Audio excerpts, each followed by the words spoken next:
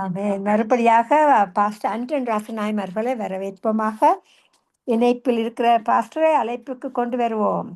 Praise the Lord pastor. Praise the Lord tally sister. Praise the Lord நேயர்களே. ஆமென் ஆமென். வாருங்கள், வந்து உங்கள் வார்த்தையை பகிர்ந்து கொள்ளுங்கள் பாஸ்டர். நன்றி. ஆமென். எங்களுடைய தேவன் நீதியின் தேவன். எங்களுக்கு ஆமென். தருகிற கிரீடம், ஊழியம் செய்கிற யாவருக்கும் தருகிற கிரீடம் நீதியின் கிரீடம். நாங்கள் ஒரு ஜெபத்துடன் ஆரம்பிப்போம். கிருபையும் இரக்கமும் பரிசுத்தமும் நிறைந்த எங்கள் அன்பு தகப்பனே, இந்த நிகழ்ச்சியில இணைந்திருக்கிற ஒவ்வொரு ஊழியக்காரர்களுக்காகவும் விசுவாசிகளுக்காகவும் ஜெபிக்கிறோம். ஆண்டவரே, உமக்கு ஊழியம் செய்கிறவன் நான் இருக்கும் இடத்தில் அவனும் இருப்பான்.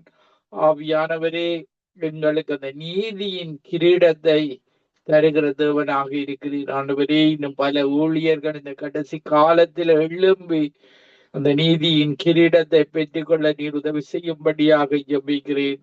என்னுடைய வாயின் வார்த்தைகளும் இருதயத்தின் தியானங்களும் உமக்கு பிரியமாக இருக்க நீர் என்னோடு கூட இருந்து பெரிய காரியங்களை செய்யும்படியாக ஜெபிக்கிறேன். ஒவ்வொருவரையும் என்னுடைய இருதயத்தின் ஆழத்திலிருந்து ஆசீர்வாதித்து ஜெபிக்கிறேன். எங்களை எப்பொழுது நேசிக்கிற எங்கள் நல்ல பிதாவே, ஆமேன்.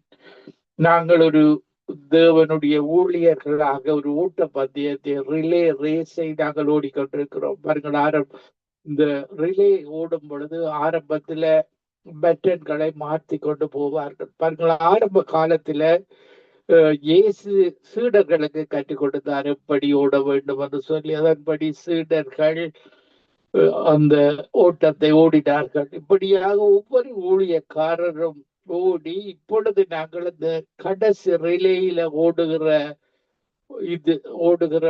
ஊழியக்காரர்களாக நாங்கள் வேலை செய்கிறோம். பாருங்கள், அன்று யோவான் ஸ்நானகன் ஓடினான். இப்படியாக பேதுரு, சீடர்கள் ஓடினார்கள். இப்படியாக ஒவ்வொரு ஊழியக்காரர்களும் ஓடுகிறார்கள். இன்றைக்கு நாங்கள் தான் இந்த கடைசி ஓட்டத்துல ஓடுகிறவர்கள் தான் தேவனுக்கு மிகவும் பிரியமானவர்களாக இந்த சங்கம நித்திய வெளிச்சம் ரேடியோவில் ஓடுகிறவர்கள் அவருடைய நீதியின் கிரீடத்தை பெறுகிறதுக்காக ஓடுகிறார்கள். யாவருக்கும் இந்த உலகத்துல ஒரு பந்தயத்துல ஓடும் பொழுது எல்லாரும் இச்சை அடக்கமாயிருப்பார்கள்.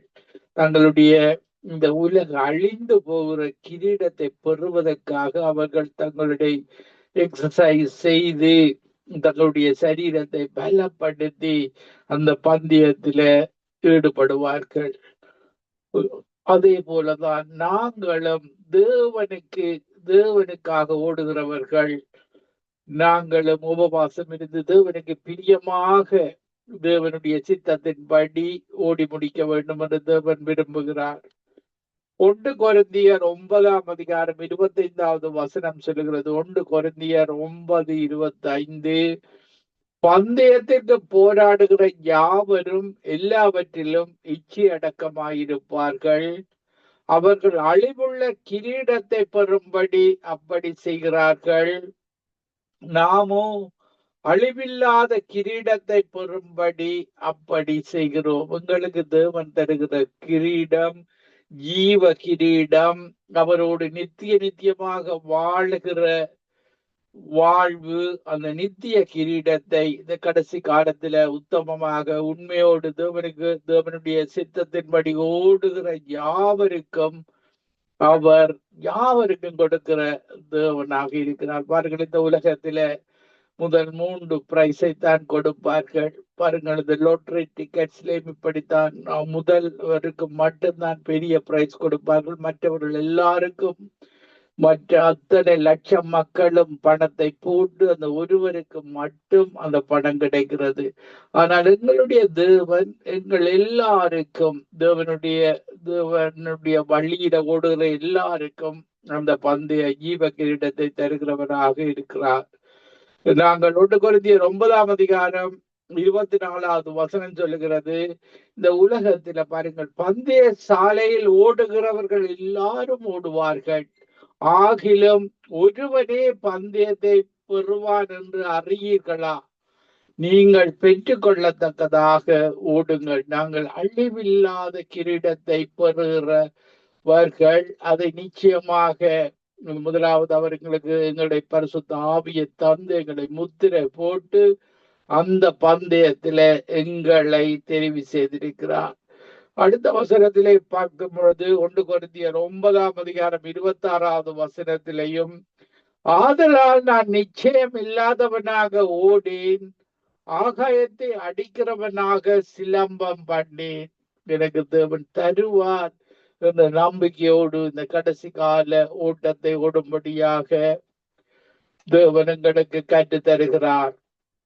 பாருங்கள், பவுல் தீமோத்தேயுக்கு சொல்லும் பொழுது, பவுல் ஊழியத்தின் பாதையில தீமோத்தேயு மகனாக ஊழியம் செய்கிற மகனாக தீமோத்தேயுவை குறிப்பிடுவதை நாங்கள் பார்க்கக்கூடியதாக இருக்கிறது. 2 தீமோத்தேயு 4 வசனத்திலே பார்க்கும் பொழுது, நீயோ எல்லாவற்றிலும் மன தெளிவுள்ளவனாயிரு. தங்கள் இயேசு எங்களுக்கு தருகிற புத்தி தெளிந்த புத்தி. தேவன் நமக்கு பயமுள்ள ஆவியை கொடாமல் அன்பும் பலமும் தெளிந்த புத்தியை தருகிறார். அப்படியாக நாங்கள் தீமோத்தேயுக்கு சொல்லும் பொழுது மன தெளிவுள்ளவனாயிரு. தேவன் அவருடைய வார்த்தையை தியானிக்கிறவர்கள், அவற்றை அறிவிக்கிறவர்கள் எல்லாருக்கும் ஒரு தெளிவுள்ளவனாக இருக்கும்படி எங்களுக்கு கற்றுத் தருகிறார். இப்படியாக தெளிவை தருகிறார். அதே நேரத்தில் நாங்கள் தெளிவை பெற்றுக் கொள்ளும் பொழுது பலவிதமான தீங்குகள் வரும். பாருங்கள், உலகத்துல உபத்திரவம் உண்டு, ஆனால் இயேசு உலகத்தை ஜெயித்தவர். எங்களையும் அந்த ஓட்டத்தில ஜெயிக்க வைக்கிறவராக தேவன் இருக்கிறார். தீங்கு அனுபவி, சுவிசேஷனுடைய வேலையை செய், உன் ஊழியத்தை நிறைவேற்று. இப்படியாக பவுல் சொல்லும் பொழுது, நான் தேகத்தை விட்டு பிரியும் காலம் வந்தது, இந்த மரண காலம் எனக்கு வந்தது. பாருங்க, அடுத்த வசனத்திலேயும் பார்க்கும் பொழுது 2 தீமோத்தேயு 4 வசனத்திலே, நல்ல போராட்டத்தை போராடினேன், ஓட்டத்தை முடித்தேன், விசுவாசத்தை காத்து கொண்டேன். இந்த இயேசு கிறிஸ்துவை பற்றி அறிவிக்கிற சுவிசேஷ ஊழியம் ஒரு போராட்டம் உள்ள ஊழியம். பாருங்கள், அதுல மேடுகள் பள்ளங்கள் எல்லாம் உண்டு. பாருங்கள், இயேசு இந்த உலகத்துல வரும் பொழுது அந்த யோவான் ஸ்நானகன் வந்து அந்த கூணலானவைகளை நீராக்கி, மலைகளை தட்டையாக்கி, இப்படியாக அந்த வழிகளை சரி செய்ததை நாங்கள் வேதாகமத்துல பார்க்கக்கூடியதாக இருக்கிறது. நல்ல போராட்டத்தை போராடினேன், ஓட்டத்தை முடித்தேன், விசுவாசத்தை காத்து கொண்டேன். பாருங்க, நாங்கள் என்னதான் எவ்வளவு துன்பங்கள், துயரங்கள், உபத்திரவங்கள் வந்தாலும் இயேசுவின் உபத்திரவத்தை போல எங்களுக்கு வருகிறது எல்லாம் குறைவான இதுதான் இருக்கிறது. பாருங்கள், உயிரியை கொடுத்து இரத்தம், ஒவ்வொரு சொட்டு இரத்தமும் சிந்தத்தக்கதாக அவர் அந்த தாங்கினார். தழும்புகளால, கால்களில் ஆணிபடிந்த தழும்புகள், கைகளில் ஆணிபடிந்த தழும்புகள், முதுகில சவுக்கடிப்பட்ட தழும்புகள், முள்முடியால் வந்த தழும்புகள், ஈட்டியால் குற்றப்பட்ட தழும்புகள், இப்படியாக மரணம் வரைக்கும் அவர் கீழ்ப்படிந்தவராக தேவனுடைய மிஷன், என்னுடைய மகன் அந்த சிலுவையில மரிக்க வேண்டும், என்னுடைய சாயலாக படைக்கப்பட்ட மக்களுக்காக. நாங்கள் தேவ சாயலாக தேவனுடைய ரூபத்தின்படியும் படைக்கப்பட்ட மக்களுக்காக தன்னுடைய மகனையை கொடுத்து எங்களை மகனாக மகளாக ஏற்றுக்கொண்டு எங்களை அந்த சுவிசேஷ பணியை எங்களிடத்துல தந்திருக்கிறார். இவ்வளவு இரக்கமுள்ள தேவன், அன்புள்ள தேவன், பரிசுத்தமுள்ள தேவன்.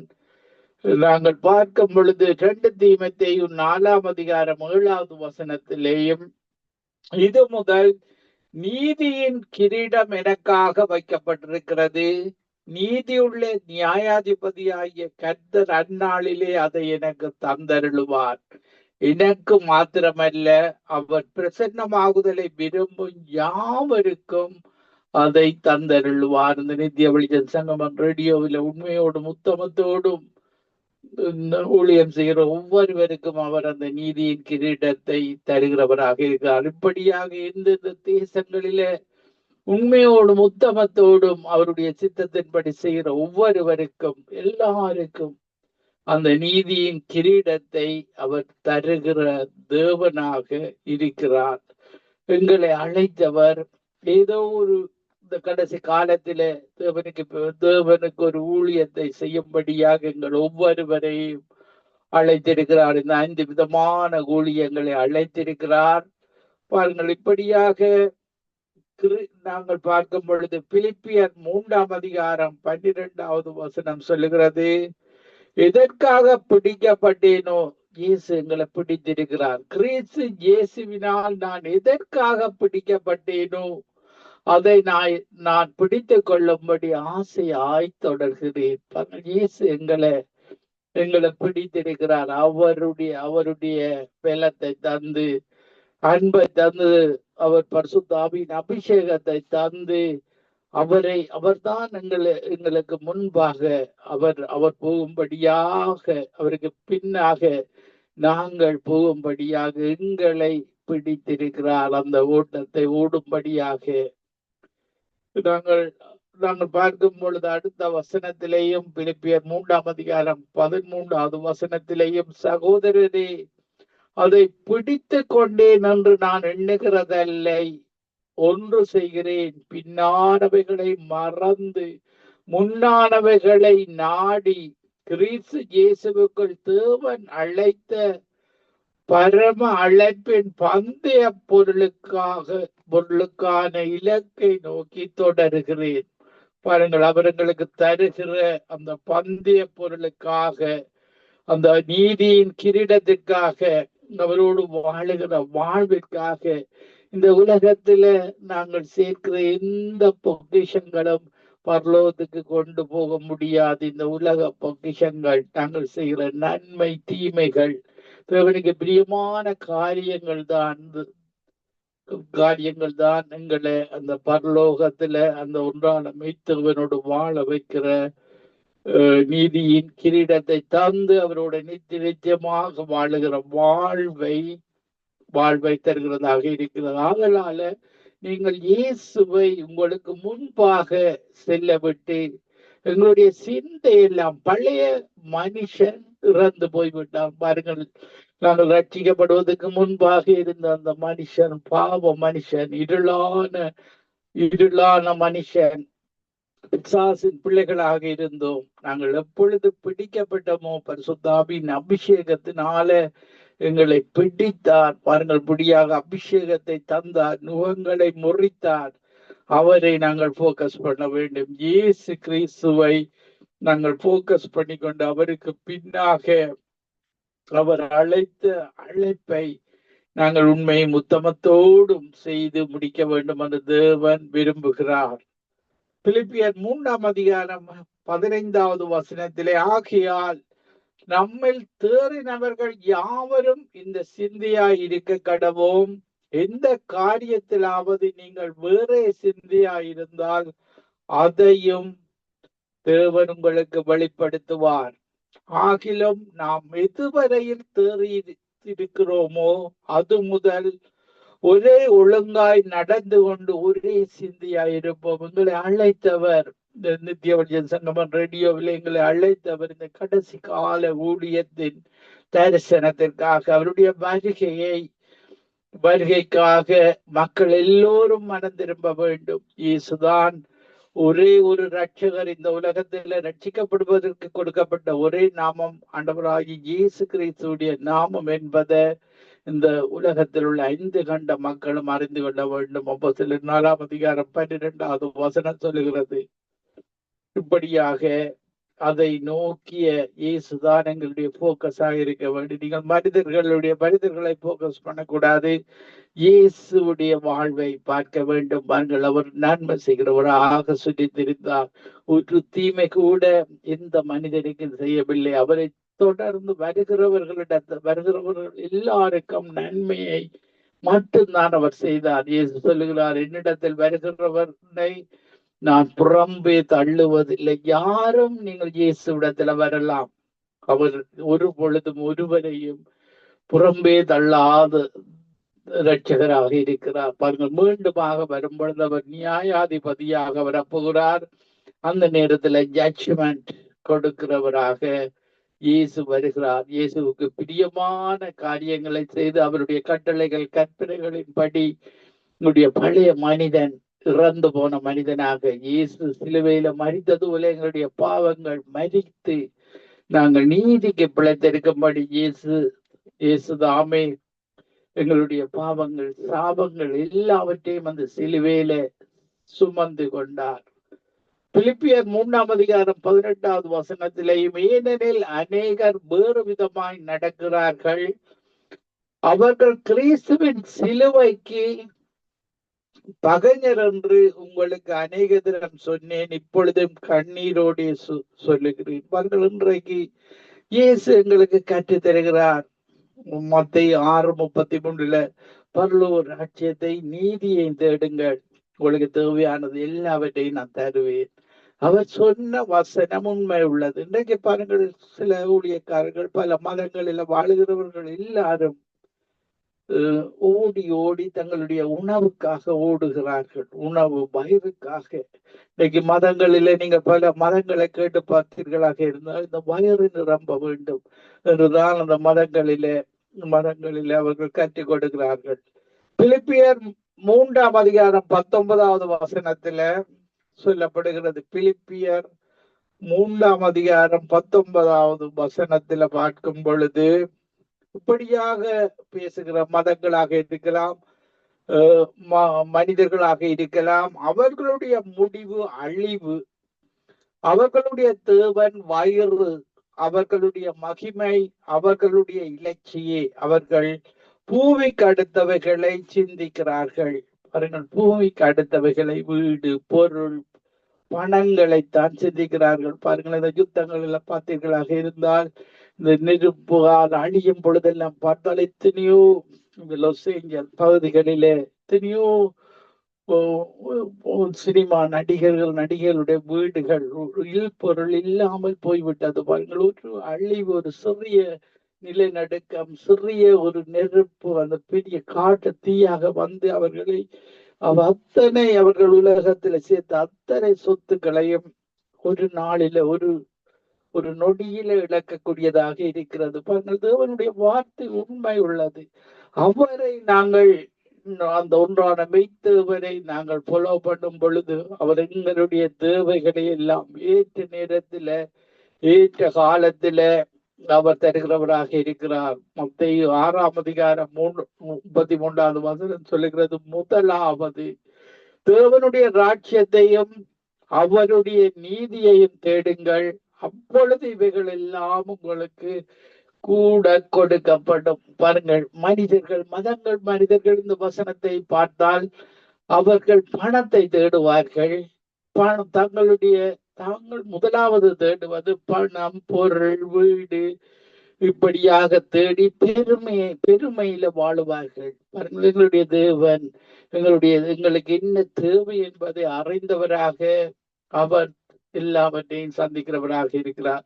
பாருங்கள், ஆபிரகாமை அவர் அழைத்த பொழுது ஒரு பரதேசியாக அழைத்தார். பாருங்கள், அவனிடத்துல எந்த சொத்தும் இல்லை. தேவன் அழைத்த பொழுது அவன் எல்லாவற்றையும் விட்டு அந்த தேவனை நம்பி பிரயாணம் பண்ணினதை நாங்கள் பார்க்கக்கூடியதாக இருக்கிறது. அவன் ஒரு மதத்தில இருந்தவனாக, விக்கிராராதனை உள்ள ஒரு குடும்பத்தில இருந்து ஆபிரகாமை பிரித்தெடுத்து அவனுடைய சந்ததியாக இயேசு கிறிஸ்து கூடாக நாங்கள் ஆபிரகாமின் சந்ததியாக இருக்கிறோம். இன்றைக்கு இஸ்ரவேல் யூதர்கள் மட்டும் அவர்களுடைய சந்ததி அல்ல, நாங்களும். கலாத்தியர் 3:18 மரத்தில் தூக்கப்பட்டவன் சபிக்கப்பட்டவன் என்று எழுதி இருக்கிறபடி இயேசு நமக்காக சாபமாகி அந்த ஆபிரகாமுக்குரிய சகல ஆசீர்வாதங்களை அவர் எங்களுக்கு தந்திருக்கிறார். இன்றைக்கு யூத மக்கள் கூட இஸ்ரவேலில இயேசுவை ஏற்றுக்கொள்ளாதவர்களாக, ஒரு கடின இதயம் உள்ள மனிதர்களாக அவர்கள் வாழுகிறார்கள். அவர்கள் யுத்தத்தை விரும்புகிறார்கள். அவர்கள் இயேசுடைய கொள்கைக்கும் அவர்கள் வாழுகிற வாழ்விற்கும் பெரிய ஒரு வித்தியாசம் இருக்கிறதை நாங்கள் பார்க்கக்கூடியதாக இருக்கிறது. இயேசு எதிரியை மன்னிக்கும்படியாக, அவனுக்கு ஜெபிக்கும்படியாக அவர்கள் இயேசுவை அறிந்து கொள்ளும் பொழுதுதான் இயேசுடைய கொள்கைகள் அவர்கள் புதிய ஏற்பாட்டை அவர்கள் கற்றுக்கொள்ளும் பொழுது, இயேசுடைய உண்மை தன்மையை, பரிசுத்த ஆவியை பெற்றுக் கொள்ளும் பொழுது பல யூதர்கள் இன்றைக்கு கிறிஸ்துவை ஏற்றுக்கொண்டு வருகிறார்கள். அவர்கள் இப்படியாக நாங்கள் 1 பேதுரு 1 வசனத்துல நாங்கள் பரிசுத்த ஆவி பரலோகத்திலே அனுப்பப்பட்ட பரிசுத்த ஆவியை எங்களுக்கு தேவன் தந்திருக்கிறார். பாருங்கள், இயேசு அந்த சிலுவையில செய்து முடித்து உங்களுக்கு நான் ஒரு தேற்றர வாழனை அனுப்புவேன் என்று சொல்லி பாருங்கள், எங்களுக்கு பரிசுத்த ஆவியான தேற்றர வாழரை எங்களுக்கு தந்திருக்கிறார். பாருங்கள், நாங்கள் ரோமர் 8 வசனத்துல பார்க்கும் பொழுது, ரோமர் 8:9 தேவனுடைய ஆவி உங்களில் வாசமாயிருந்தால் நீங்கள் மாம்சத்துக்குட்பட்டவர்களாய் இராமல் ஆவிக்குட்பட்டவர்களாயிருப்பீர்கள். கிறிஸ்துவின் ஆவி இல்லாதவன் அவருடையவன் அல்ல. கிறிஸ்தவன் என்று சொல்லுகிற ஒவ்வொருவரும் கதலிக்ல இருக்கும் பொழுது அவர்கள் குலசொண்டு போட்டு கொண்டு போவார்கள். பாருங்கள், அது அவருடைய கல்ச்சராக இருக்கிறது. பாருங்கள், அப்படித்தான் நானும் அந்த கிறிஸ்தவ கத்தோலிக்கத்துல இருக்கும் பொழுது இப்படி செய்வேன். ஆனால் வசனம் தெரியாதவனாக வாழ்ந்தேன். ஆனால் ஆவி, பரிசுத்த ஆவியானவர் பெற்றுக் கொள்ளும் பொழுதுதான், பரிசுத்த ஆவி பரலோகத்திலே அனுப்பப்பட்ட பரிசுத்த ஆவியை பெற்றுக் கொள்ளும் பொழுதுதான் நாங்கள் கிறிஸ்தவர்களாக, கிறிஸ்துவின் ஆவி இல்லாதவன் அவருடையவன் அல்ல. கிறிஸ்துவை சாராதவர்களாக தேவன் கருதுகிறார். அவர் சிறிய பாடலை பாடி, எங்களுடைய பந்தயம் ஒரு ஓட்ட பந்தயமாக இருக்கிறது. பாருங்கள், ஓட்ட பந்தயம் நீ ஓடுகிறாய், ஒழுங்கின்படி ஓடு மகனே. ஓட்ட பந்தயம் நீ ஓடுகிறாய், ஒழுங்கின்படி ஓடு மகளே. நெருங்கி வரும் பாவங்களை, நெருங்கி வரும் பாவங்களை உதறி தள்ளிவிட்டு ஓடு மகனே. உதறி தள்ளிவிட்டு ஓடு மகளே. பிடியமானவனே, உன் ஆத்துமா வாழ்வது போ நீ எல்லாவற்றிலும் வாழ்ந்து சுகமாயிரு மகனே. பிரியமானவளே, உன் ஆத்துமா வாழ்வது போல் நீ எல்லாவற்றிலும் வாழ்ந்து சுகமாயிரு மகளே. இப்படியான தேவன் தான் பாருங்கள், இயேசு கிறிஸ்து தன்னுடைய உயிரை கொடுத்து அவருடைய சரீரத்தை எங்களுக்கு தருகிற தெய்வமாக இருக்கிறார். பாருங்கள், அவர் மீண்டுமாக எங்களை வந்து இந்த அழிகிற சரீரத்தை, இந்த மண்ணான சரீரத்தை எடுத்து போட்டு அவர் மகிமையான சரீரத்தை எங்களுக்கு தந்து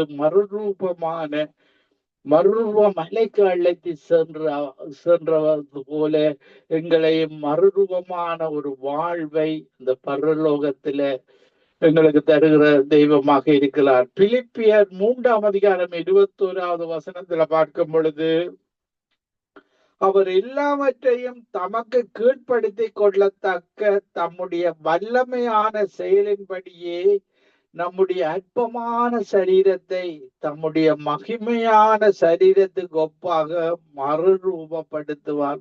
அவரோடு வாழுகிற வாழ்வான அந்த சரீரத்தை தருவார். பாருங்கள், இந்த சரீரம் தான் இந்த மண்ணான சரீரம் தான். கண்களில் இச்சை இருக்கிறது, அந்த சரீரத்தில மாம்சத்தில இச்சை இருக்கிறது, இப்படியாக ஜீவனத்தின் பெருமை இருக்கிறது. இந்த சரீரத்தில பாவம் குடிகொண்டிருக்கிறது. இந்த சரீரத்தினாலதான் நாங்கள் இந்த பாவத்தை பிசாசனால வஞ்சிக்கப்பட்டது நிமித்தம் ஆதாமோவாள் இந்த பாவ சரீரத்தை பெற்றுக் கொண்டார்கள். ஆதாமோவாளின் சந்ததியாகிய நாங்களும் இப்படியாக பாவ சரீரத்தை பெற்றுக்கொண்டோம். பாருங்கள், இதற்காகத்தான் நாங்கள் இயேசுவோடு வாழ அழைத்தவர் எங்களுடைய மறுரூபமான சரீரத்தை தந்து அவரோடு கூட வாழுகிற வாழ்வை தருகிற தேவனாக இருக்கிறார். நாங்கள் கொலோசியர் 2 20வது வசனத்திலே பார்க்கும் பொழுது, நீங்கள் கிறிஸ்துவுடனே கூட உலகத்தின் வழிபாடுகளுக்கு மரித்ததுண்டானால் இன்னும் உலக வழக்கத்தின்படி பிழைக்கிறவர்கள் போல மனுஷனுடைய கற்பனைகளின்படியும் போதனைகளின்படியும் நடந்து தொடாதே, ருசி பாராதே, தீண்டாதே என்கிற கட்டளைகளுக்கு உட்படுகிறது. இன்றைக்கு மதங்களில பார்த்தீர்களாக இருந்தால் பாருங்கள், இந்த பாத்திரங்களை தொடக்கூடாது, வெஜிடேரியன் செய்கிற பாத்திரம், மச்ச பாத்திரம், இப்படியாக மதங்களில பலவிதமான கட்டுப்பாடுகள் இருக்கிறது. தொடாதே, ருசி பாராதே, தீண்டாதே, ஜாதி குறைந்தவர்களை தொடக்கூடாது, இப்படியாக மனிதனால தாங்களே தங்களுக்கு ஜாதி மத இனங்களை பிரிவினைகளை ஏற்படுத்தி இருக்கிறார்கள். இயேசு கிறிஸ்துவிடத்துல வரும் பொழுது அது ஒரே இரத்தத்தினால, பாருங்கள், தோலுக்கு கீழே எந்த மனிதனும் இரத்தம் வரும் பொழுது அது சிவப்பு இரத்தமாக இருக்கிறது. ஒரே இரத்தத்தினால எங்களுடைய தேவன் எல்லாரையும் உருவாக்கின தேவனாக அவர் இருக்கிறார். பாருங்கள், நாங்கள் அப்போஸ்தலர் நடவடிக்கைகள் 13 25வது வசனத்திலே பார்க்கும் பொழுது, யோவான் தன் பணிவிடை ஓட்டத்தை நிறைவேற்றுகிற பொழுது, நீங்கள் என்னை யார் என்று நினைக்கிறீர்கள்? நான் அவர் அல்ல, நான் இயேசு அல்ல. இதோ எனக்கு பின் ஒருவர் வருகிறார், அவருடைய பாதரட்சியை அவிழ்க்கிறதற்கும் நான் பாத்திரன் அல்ல. இப்படியான தேவன் தான் எங்களுடைய தேவனாக இருக்கிறார். அவருடைய பாருங்கள், அவர்தான் மெய்யான தேவன் என்பதை யோவான் மக்களுக்கு எடுத்து சொன்னதை நாங்கள் பார்க்கக்கூடியதாக இருக்கிறது. பாருங்கள், யோவான் ஸ்நானகன் ஞானஸ்நானம் கொடுக்கும் பொழுது, இவர் என்னுடைய நேசகுமாரன், பரலோகத்திலே இருந்து சத்தம் வருகிறது, இவர் என்னுடைய நேசகுமாரன், இவரில் நான் பிரியமாக இருக்கிறேன் என்று தேவன் உரைப்பதை நாங்கள் பார்க்கக்கூடியதாக இருக்கிறது.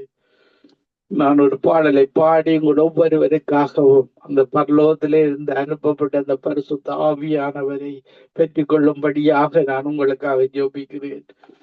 என் ஓட்டத்தில் நான் தனிமை இல்லை, நேசித்தவர் என்னை வெறுக்கவில்லை. என் ஓட்டத்தில் நான் தனிமை இல்லை, நேசித்தவர் என்னை வெறுக்கவில்லை.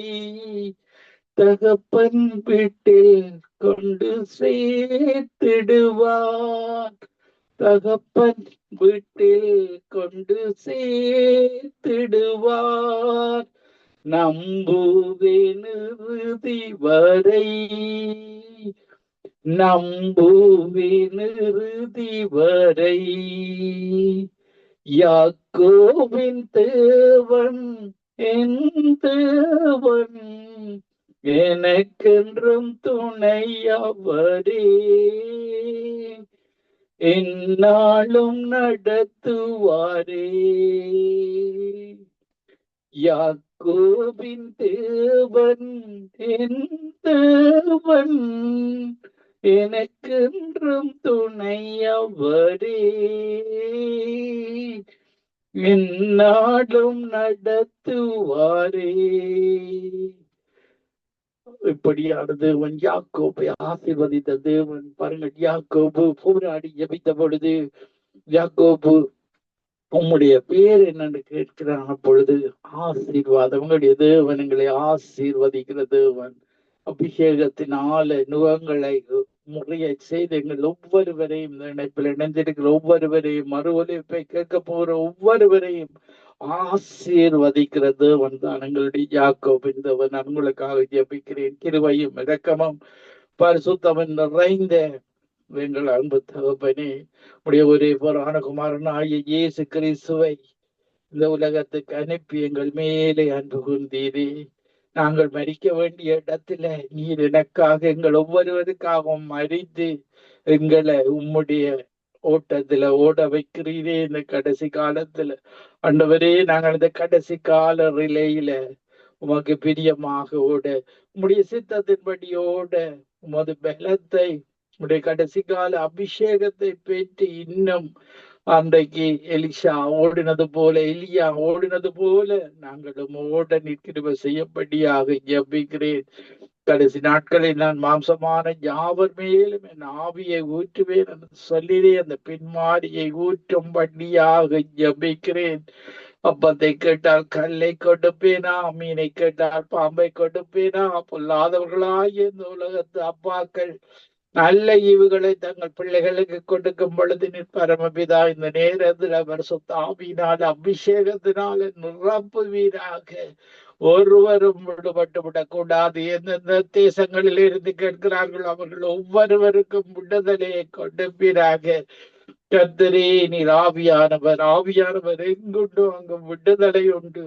உம்முடைய அபிஷேகம் அவர்களுடைய வாழ்வில் இருக்கிற ஒவ்வொரு நுகங்களையும் முறிப்பதாக. இந்த name of Jesus, mighty name of Jesus, holy name of Jesus. உம்மால ஒரு சேனைக்குள்ள பாய, உம்மால நாங்கள் ஒரு மதிலை தாண்ட இந்த சங்கம நித்திய வெளிச்சம் ரேடியோவை நீர் எடுத்த நடத்துகிற கிருபைக்காக உமக்கு நன்றி செலுத்துகிறோம். இயேசுவே, நீர் உயரவும் நாங்கள் சிறுகவும் பிரயோசனமான ஊழியத்தை செய்யவும் உமக்கு பிரியமாக அந்த ஊழியம் செய்ய கிருபை செய்யும். ஒவ்வொருவரை நீ நிரப்புறதற்காக நன்றி.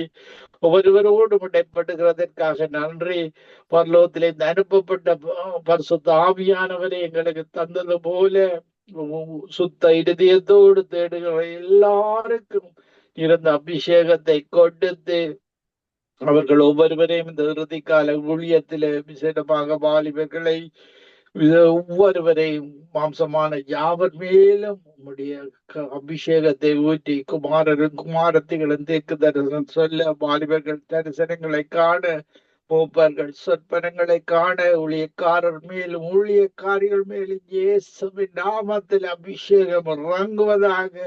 ஒரு மனப்பட்டவர்களாக இந்த இடத்துல நம்முடைய அபிஷேகம் இருக்கிற கிருபைக்காக மக்கள் நன்றி ராஜா. இன்னும் அதிகமான அபிஷேகத்தை ஒவ்வொருவரும் உணர்ந்து கொள்ள இணைப்பில இந்த நிகழ்ச்சியை கேட்டுக்கொண்டிருக்கிற ஒவ்வொருவர் மேலும், மறுவல் இணைப்பு கேட்க போகிற ஒவ்வொருவர் மேலும் கணுக்கால் அளவு அபிஷேகம் அல்ல, முழங்கால் அளவு அபிஷேகம் அல்ல, இடுப்பளவு அல்ல, நீச்சல் ஆழத்துல இருக்கிற அபிஷேகம் இறங்குவதாக இயேசுவின் நாமத்துல. இந்த நேம் ஆஃப் ஜீசஸ் ஒருவரோடு உடன்படுத்ததற்காக நன்றி. அபிஷேகத்தை ஊற்றினதற்காக நன்றி. தொடர்ந்து ஒவ்வொருவரையும் உடைய ஊழியத்துல ஓட கிருபை செய்யும் துதிகன மகிமை உண்டான மெய்த்தவனாகிய உமக்கை செலுத்தி ஆண்டவர் என்று இயேசு கிறிஸ்துவின் நாமத்தில் ஒருவரையும் ஆசீர்வதித்து ஜெபிக்கிறேன் நல்ல பிதாவே. ஆமீன், ஆமீன், ஆமீன், ஆமேன், ஆமேன், ஆமேன்.